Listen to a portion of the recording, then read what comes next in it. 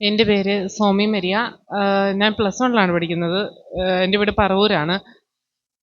ഞാൻ ഇങ്ങോട്ട് ഞാൻ ധ്യാനത്തിന് വരണമെന്ന് വിചാരിച്ചിട്ടില്ലായിരുന്നു. വരുന്നതിന് കുറച്ച് ദിവസം മുന്നേ എൻ്റെ അമ്മച്ചിക്ക് സോഡിയവും പൊട്ടാസ്യവും എല്ലാം കുറഞ്ഞു. അമ്മച്ചി ബിലീവേഴ്സിൽ അഡ്മിറ്റായി.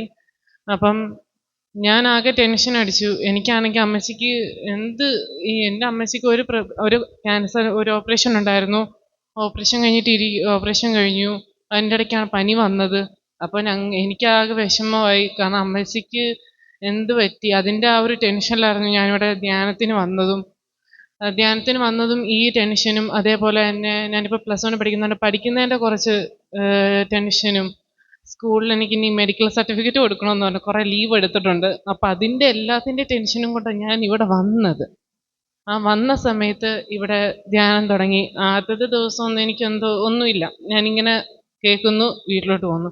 എന്നാൽ രണ്ടാമത്തെ ദിവസം മുതൽ എനിക്കെന്താണെന്നറിയത്തില്ല, എന്തോ ഒരു അഭിഷേകം കയറി വരുന്നു.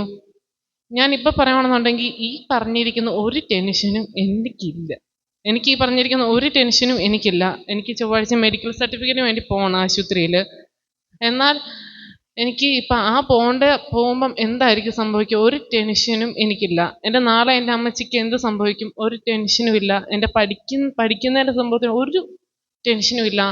അതേപോലെ ഇത് കൂടിയപ്പോൾ എനിക്ക് ഭാഷാവരം കിട്ടി. അതേപോലെ തന്നെ ദർശനവരവും കിട്ടി. ദൈവം എനിക്ക് ഒരുപാട് അനുഗ്രഹങ്ങൾ തന്നിട്ടുണ്ട്. ഇപ്പം ഈ ധ്യാനത്തിന് വന്ന് കിട്ടിയ എല്ലാ അനുഗ്രഹങ്ങൾക്കും നന്ദി പറയുന്നു. തമ്പുരാൻ നൽകിയ അനുഗ്രഹത്തെ ഓർത്ത് ഒന്ന് കരങ്ങളടിച്ച് മഹത്വപ്പെടുത്തിക്ക്. ഒത്തിരി സ്വർഗീയ അനുഭവങ്ങൾ കർത്താവ് നൽകും.